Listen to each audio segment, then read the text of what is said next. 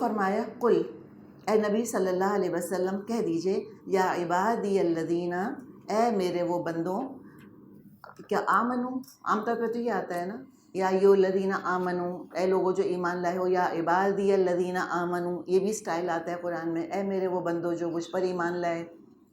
تو ظاہر ہے ایمان والے تو اللہ کے غلام ہیں ہی، اللہ کے بندے تو ہیں ہی۔ تب یہاں پر اللہ نے پکارا کس کو ہے، کس کو اپنے بندے کہا ہے؟ دیکھیں ہر انسان اللہ ہی کا تو غلام ہے نا، اللہ ہی نے تو پیدا کیا، اور انہی لوگوں کو اللہ تعالیٰ نے تمام انسانوں کو گناہوں کے غیر متوقع ان ایکسپیکٹڈ خوفناک انجام سے ڈرایا۔ اور اب اللہ تعالیٰ ان لوگوں کو بلا رہا ہے، ڈرا بھی رہا ہے پہلے، اور پھر اب بلا رہا ہے جو گناہ کمائے جا رہے ہیں۔ اچھا دیکھیے، بعض دفعہ کیا ہوتا ہے کہ جب بہت نافرمانی کر لیتی ہے اولاد ماں باپ کی، سالوں سال گزر جاتے ہیں ماں باپ کو تنگ کر کے، اور پھر کبھی خیال آ بھی جائے تو سوچتے کہ ناؤ اٹس ٹو لیٹ، اب کیا منہ لے کر جائیں ماں باپ کے سامنے، اب کس منہ سے کہیں کہ وی آر سوری۔ اس لیے کہ جب یہ معاملہ ہوتا ہے تو ہو سکتا ہے بعض دفعہ ماں باپ اپنے بچوں کی وہ نافرمانی برداشت کرتے رہتے ہیں، اور آپ نے شاید خود بھی نوٹ کیا ہوگا، جب وہ بچہ سوری کہتا ہے تو ایک دم ماں زیادہ ناراض ہو جاتی ہے، ہوتا ہے نا، کہتے ہیں بات نہیں کرنا مجھ سے، somehow یہ ایک ہیومن بیہیویئر ہے۔ تو کہیں ایسا نہ ہو کہ کبیرہ گناہ کر کے کبھی خیال آیا کہ اللہ کی طرف پلٹیں تو سوچے کہ اب اللہ کیا معاف کرے گا، اب کیا منہ لے کر جائیں، کہتے ہیں کہ 100 چوہے کھا کے بلی حج کو چلی۔ تو اللہ تعالیٰ کی رحمت تو دیکھیں کہ اللہ تعالیٰ ان لوگوں کو بھی پکار رہا ہے، اللہ تعالیٰ بلا رہا ہے۔ ابن عباس رضی اللہ عنہ فرماتے ہیں، کچھ مشرکوں نے بہت قتل کیے تھے، بہت زنا کیا تھا۔ آپ کو معلوم ہے نا کیا حال تھا ان کا، بیٹیوں کو دفنا دیتے تھے زندہ، قتل غارت گری تو ان کے لیے کوئی بڑی بات ہی نہیں تھی، بات پہ تلوار نکل آتی تھی، اور زنا تو ان کا ایک لائف سٹائل تھا، نو بگ ڈیل۔ تو وہ مشرک نبی اکرم صلی اللہ علیہ وسلم کے پاس آئے اور کہنے لگے، آپ جو بات کہتے ہیں اور جس کی دعوت دیتے ہیں یقیناً بہت اچھی ہے، اگر آپ ہمیں بتائیں کہ ہم نے جو کچھ کیا ہے اس کا کوئی کفارہ ہے، جو کچھ ہم کر چکے کیا کوئی اس کا کفارہ ہے؟ تو اللہ تعالیٰ نے سورۃ الفرقان اور یہ والی آیات نازل کی۔ تو اللہ تعالیٰ پکار کس کو رہا ہے؟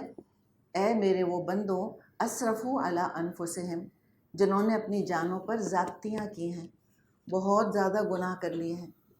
تو کیا کرو؟ لا تقنطوا من رحمت اللہ کی رحمت سے مایوس مت ہونا۔ ان اللہ یغفر الذنوب جمیعا، اللہ یقیناً سارے کے سارے گناہ معاف کر دیتا ہے، انہ هو الغفور الرحیم، وہ تو غفور اور رحیم ہے۔ اتنی شفقت سے اللہ تعالیٰ پکار رہا ہے، اور میرے بندے کہہ رہا ہے، کوئی کیسا بھی ہے، کتنا بھی اللہ سے دور ہے، کتنا بھی گناہوں میں ڈوبا ہوا ہے، اللہ تعالیٰ کی مخلوق تو ہے نا، نصیحت و نجات تو ہر ایک کے لیے اویلیبل ہے، آل دا ٹائم اویلیبل ہے، جو قبول کر لے۔ اور سچی بات ہے کہ اس مغفرت کی نعمت نے عربوں کو سنبھالا، اگر یہ نعمت نہ ہوتی وہ نہ سدھر سکتے، اس لیے کہ قنوطیت آ جاتی ہے انسان کے اندر۔ کوئی سوچتا ہے کہ بھئی جب میں نے اتنے گناہ کر لیے اور جہنم لکھ ہی دی گئی ہے میرے لیے، میں پوائنٹ آف نو ریٹرن کو پہنچ چکا، تو بس ٹھیک ہے، اب جو باقی زندگی ہے اس کو بھی گناہوں میں ہی لگا دیتے ہیں، یہ معاملہ ہو جاتا ہے نا۔ تو اللہ تعالیٰ نے اگر یہ مغفرت کی نعمت نہ دی ہوتی تو لوگ کبھی نہ پلٹتے، کبھی نہ سدھرتے، کبھی نہ سنبھلتے، کبھی نہ سنورتے۔ اللہ تعالیٰ پکارتا ہے کہ آ جاؤ، لوٹ کے میرے پاس آ جاؤ۔ کسی نے کہا ہے، بہت ہی پیاری بات کہی ہے، کہ اللہ تعالیٰ شرک اور کفر اور کبیرہ گناہ کرنے والوں کو کیا کہہ رہا ہے؟ عبادی، میرے بندو، وہ لوگ جنہوں نے اللہ کے لیے اولاد بنا دی اور کہا کہ اللہ کے ہاتھ بندھے ہوئے ہیں، ید اللہ مغلولہ، یہ کہا تھا نا، سب کو اللہ یا عبادی کہہ کر پکار رہا ہے۔ اس سے پہلے فرعون کو بھی موسیٰ علیہ السلام نے مغفرت کی امید دلائی تھی، حالانکہ کیا کہا تھا فرعون نے؟ انا ربکم الاعلیٰ، میں ہوں تمہارا رب سب سے اعلیٰ۔ اصحاب الاخدود کو بھی معافی کی امید دلائی، جانتی ہیں نا اصحاب الاخدود کون ہے؟ ہم اس کا سورہ بروج میں ذکر پڑھیں گے انشاءاللہ 30ویں پارے میں۔ جنہوں نے آگ کی خندقیں کھودی تھیں، باقاعدہ خندقیں کھود کے، ٹرنچز کھود کے آگ بھر دی تھی اور ایمان لانے والوں کو پھینک دیا تھا اس کے اندر. ان کو بھی اللہ تعالیٰ نے معافی کی امید دلائی ہے جنہوں نے اللہ والوں کو زندہ جلا دیا. حسن بصری کہتے ہیں رحمۃ اللہ علیہ کہ اللہ کا کرم تو دیکھو، ان لوگوں نے اس کے دوستوں کو قتل کیا اور وہ ان کو توبہ اور مغفرت کی امید اور دعوت دے رہا ہے. اللہ غفور اور رحیم ہے. تو اس موقع کو کبھی ہاتھ سے مت جانے دیں، استغفار کی کثرت کر لیں. کئی دفعہ ہم اس موضوع پہ ڈسکشن کر چکے ہیں، تو پھر دوبارہ دیکھ لیں استغفار کن کن چیزوں کی علامت ہے. یہ اس علم کی علامت ہے کہ یہ کام گناہ ہے جو میں نے کیا، سیلف ریئلائزیشن. یہ بھی بہت بڑی نعمت ہے کہ گناہ لگے. اور اس کے بعد یہ عاجزی کی علامت ہے کہ مانا کہ ہاں کنفیشن کیا ہے. اور پھر یہ اللہ کے خوف کی بھی علامت ہے کہ اگر میں نے استغفار نہیں کری تو ہو سکتا ہے اللہ مجھ کو جہنم میں ڈال دے. اچھا، اس کا فائدہ کیا ہوتا ہے استغفار کا؟ اللہ تعالیٰ یہ کہہ سکتا تھا نا کہ بھئی گناہ کر لیا، done is done, can not be undone, بس بھگتنا. اور دنیا میں ہم دیکھتے ہیں فزیکل لاس تو ایسے ہی آپریٹ ہوتے ہیں. زہر کھا لیا، پچھتائے جائیں، کیا ہوگا؟ زہر ختم ہو جائے گا کیا؟ نہیں، وہ تو اثر کر کے رہے گا. گولی مار دی کسی کو، لاکھ پچھتائیں، گولی لگ گئی وہ تو مر جائے گا. یہ فزیکل لاس تو ایسے ہی آپریٹ کرتے ہیں نا. تو یہ اللہ کر سکتا تھا، لیکن اللہ نے یہ نہیں کیا. کیوں؟ یہ سوچنے کی بات ہے کہ اللہ نے کیوں موقع دیا ہے ہم کو کہ ہم گناہوں سے نجات حاصل کریں. اس کے لیے ہم کو پھر جانا پڑے گا ماضی میں اور ہمیں دیکھنا پڑے گا کہ اللہ تعالیٰ نے مجھ کو کیا مقام دیا ہے. اللہ تعالیٰ نے فرشتوں سے سجدہ کروایا تھا. ایک سیلف رسپیکٹ ہے نا ہمارے اندر. اور اللہ نے ہم کو خلیفہ بنا کر بھیجا ہے، رسپانسبلٹی دی ہے. جب اللہ نے ذمہ داری دی تو غلطیاں تو ہوں گی، نیچرل ہے. جس کو کبھی کوئی ایسا ہے جس نے فلا لیس کام کیا ہو، جس کو رسپانسبلٹی دیں، کہیں نہ کہیں وہ سلپ کرتا ہے ضرور. تو اللہ تعالیٰ نے ذمہ داری دی، اللہ نے ارادے کی، اختیار کی آزادی دی. تو یہ تو انڈرسٹوڈ بات تھی کہ یہ غلطی کریں گے، مسٹیکس ہوں گی ان سے. اچھا، اب پھر اسی بات پر ہم آ جاتے ہیں کہ اگر ہم مسٹیکس کرتے، اللہ کہتا ہے میں تو نہیں معاف کرتا. اس میں ہوتا کیا؟ دیکھیں ہماری سیلف رسپیکٹ نا بہت کمپرومائز ہوتی ہے.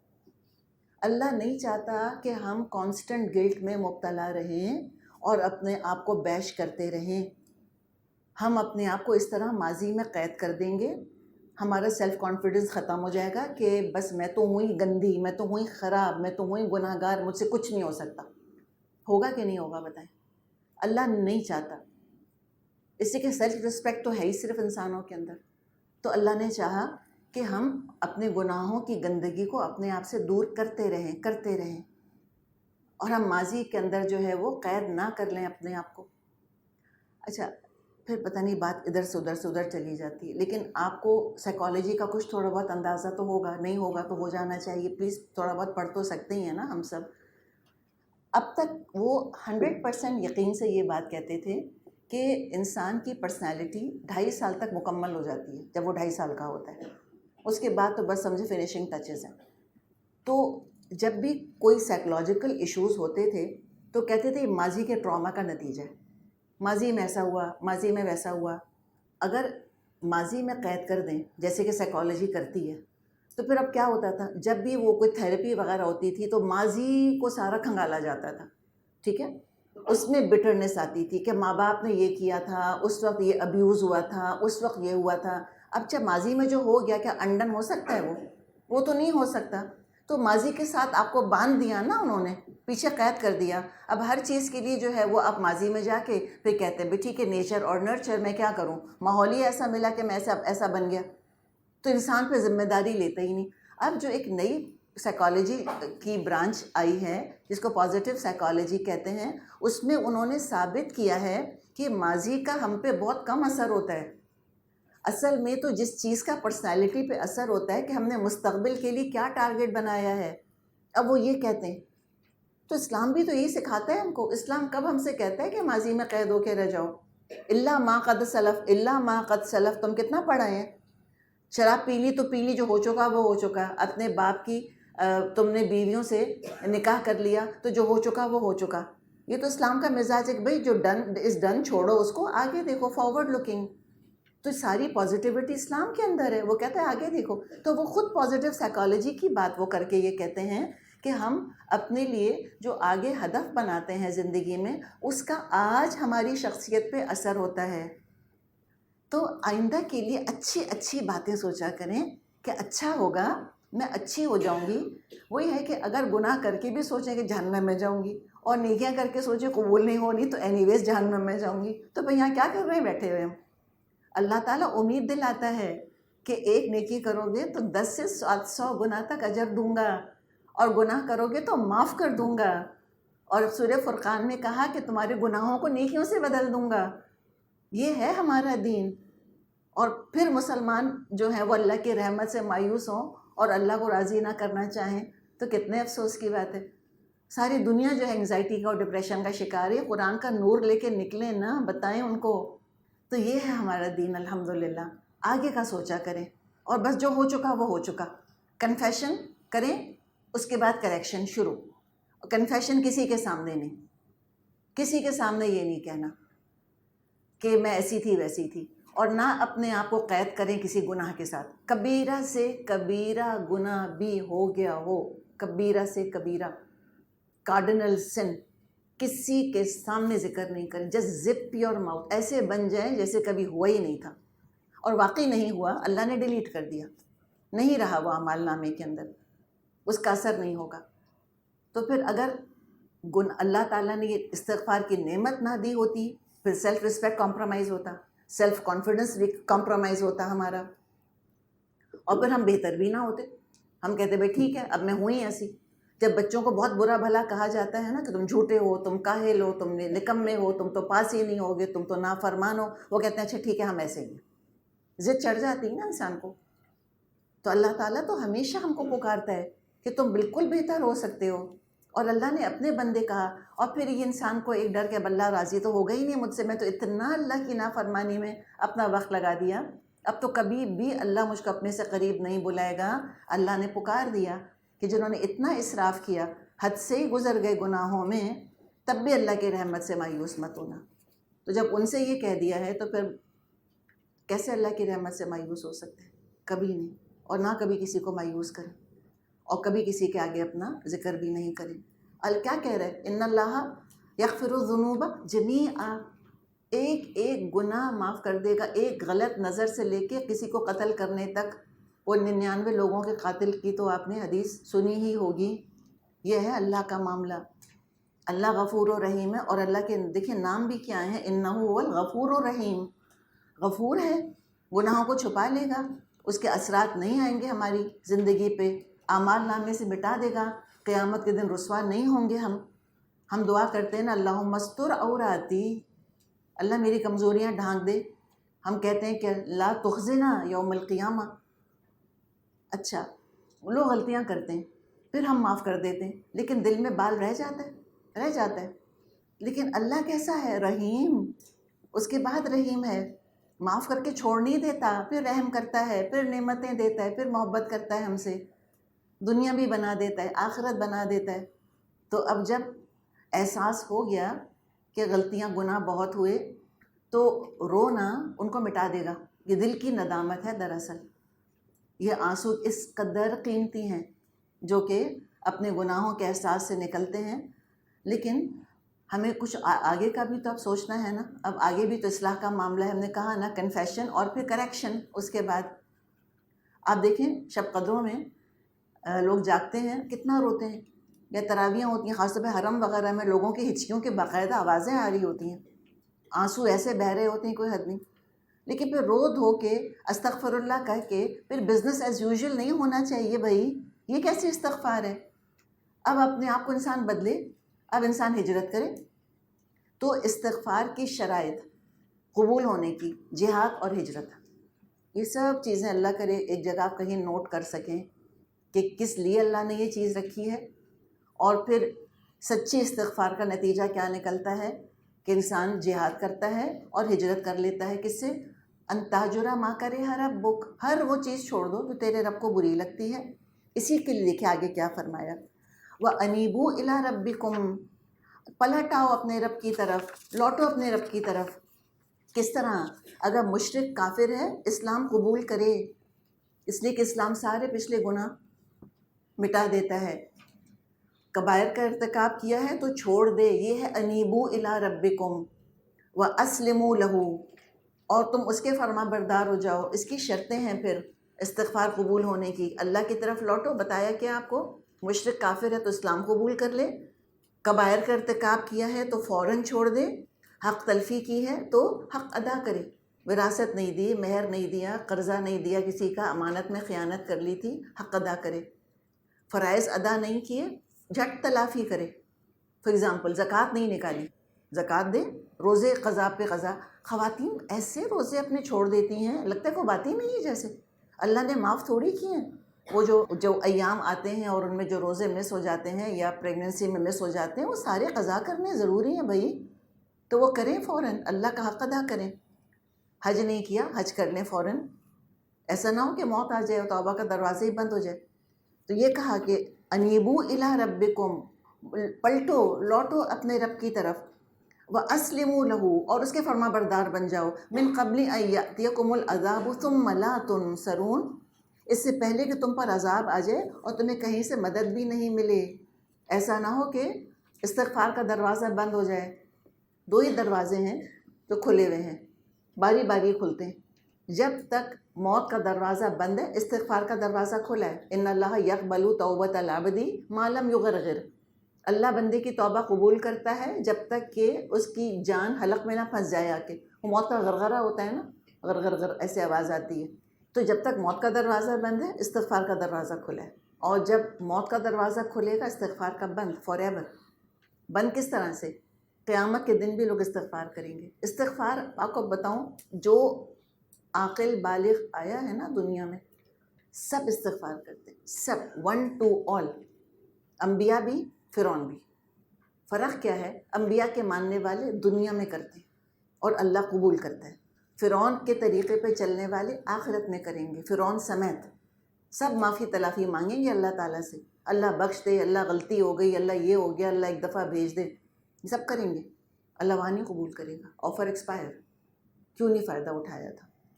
تو یہ چوائس ہے ہمارے پاس، اب کرنا ہی ہے ایک کام، تو وقت پہ کیوں نہ کریں کہ فائدہ ہو اس کا۔ تو یہ ہے دراصل کہ پھر اللہ کی طرف آؤ، اس سے پہلے کہ وہ عذاب آ جائے اور تمہاری کوئی مدد بھی نہ ہو۔ اب کیا کرو؟ اتنی ساری زندگی گناہوں میں گزار دی نا، اپنے نفس کو جو ہے وہ خوب گناہ کی لذت چکھائی، اب ذرا اس کو نیکیوں کی تکلیف بھی چکھاؤ، اپنے نفس کو، تہذیب نفس اس کو کہتے ہیں، درست کرو، ذرا ٹرین کرو۔ وَاتَّبِعُوا أَحْسَنَ مَا أُنزِلَ إِلَيْكُم مِّن رَبِّكُم، اور پیروی اختیار کرو اپنے رب کی بھیجی ہوئی کتاب کے بہترین پہلو کی۔ جس طرح گناہوں میں خود کو کھپایا تھا، اب نیکیوں میں کھپاؤ خود کو، اعلیٰ ترین درجے کی اب نیکیاں کرو۔ ایسا نہ ہو کہ گناہوں کی تھریش ہولڈ پار کر جاؤ، توبہ کر کے اللہ کو دھوکہ دینے کی کوشش کرو، یہ نہیں ہونا چاہیے۔ من قبل ان یأتیکم العذاب بغتۃ وانتم لا تشعرون، قبل اس کے کہ اچانک عذاب آئے اور تم کو خبر بھی نہ ہو۔ ایک اور بھی موقع ہوگا جس کے بعد توبہ قبول نہیں ہوگی، اور وہ ہے سورج کا مغرب سے نکلنا۔ قیامت کی نشانیوں میں آتا ہے نا، سورج مغرب سے نکلے گا، ایک دفعہ سورج مغرب سے نکل آئے گا، پھر توبہ نہیں قبول ہوگی۔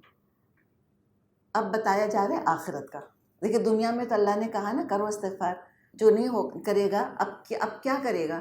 دیکھیے آپ کو کیا بتایا کہ بیسکلی استغفار کی جو جڑ ہے وہ ہے پچھتاوا، ندامت، to feel very very sorry. اب یہ اللہ بتا رہا ہے منظر آخرت کا کہ وہاں پچھتاوا آئے گا، لیکن بے فائدہ، یوز لیس۔ ان تقول نفس یا حسرت علی ما فرطت فی جنب اللہ وان کنت لمن الساخرین، پھر کہیں ایسا نہ ہو بعد میں کوئی شخص کہے افسوس میری اس کوتاہی پر جو میں اللہ کی جناب میں کرتا رہا، بلکہ میں تو الٹا مذاق اڑانے والوں میں تھا۔ کس چیز کا مذاق؟ توبہ کا مذاق۔ لوگ توبہ کا مذاق بنا لیتے ہیں۔ سورۃ الاعراف میں ہم نے پڑھا کہ یہ جو لوگ ہیں یہ اللہ تعالیٰ کے احکامات توڑتے رہتے ہیں، حرام سے دنیا حاصل کرتے رہتے ہیں، اور کیا کہتے ہیں؟ سَيُغْفَرُ لَنَا، ہمیں تو عنقریب بخشی دیا جائے گا۔ میرا کام گناہ کرنا، مجھے بخشنا اللہ کی ذمہ داری، اللہ کا کام مجھے بخشتے رہنا، نعوذ باللہ۔ یہ ہے دراصل توبہ کا مذاق یا اسلام کا مذاق اڑانا۔ یا توبہ ہی نہیں کری. وَإِن كُنتُ لَمِنَ السَّاخِرِينَ، لیکن جس کانٹیکس میں آ رہا ہے نا وہ توبہ کا مذاق، اور اللہ نہ کرے ہم توبہ کا مذاق بنائیں. لوگ اس قدر توبہ اللہ کرتے ہیں، روتے دھوتے یہ وہ، ہائے میں کتنی گناہ گار، وہی کیے جائیں گے وہی کیے جائیں گے. تو یہ توبہ کا مذاق ہی تو ہے. علی رضی اللہ عنہ ایک شخص کو دیکھا جلدی جلدی استغفر اللہ استغفر اللہ استغفر اللہ پڑھ رہا تھا. علی رضی اللہ عنہ اس کو دیکھتے رہے اور کہا یہ توبۃ الکذابین ہے، کہا یہ جھوٹوں کی توبہ ہے. سورہ تحریم میں ہم پڑھیں گے، اللہ تعالیٰ فرماتا ہے توبوا الی اللہ توبۃ نصوحا، اللہ کی طرف پلٹو سچا پلٹنا. تو یہ ہے دراصل کہ انسان کو کم از کم رونا تو آئے کبھی اپنی حرکتوں کے اوپر کہ کیا کچھ کر گئی، کتنی جاہل تھی، کیسے کر لیا میں نے یہ سب کچھ. حیرت ہوتی ہے انسان کو بعض دفعہ کہ ہاؤ کوڈ آئے، کیسے یہ کام کیا، کیسے تھا، یہ بولا بھی کیوں تھا. اب سوچ کے شرمندگی ہوتی ہے. اگر کوئی ٹائم مشین آئے اور بیٹھ کے چلے جائیں، کبھی نہ کریں وہ کام، ہم نیور کبھی بھی وہ کام نہ کریں. تو لہٰذا ایکسکیوز نہیں بنانا. اللہ کہہ رہے قیامت کے دن پچھتائیں گے لوگ، پھر توبہ اللہ کریں گے، کوئی فائدہ نہیں ہوگا.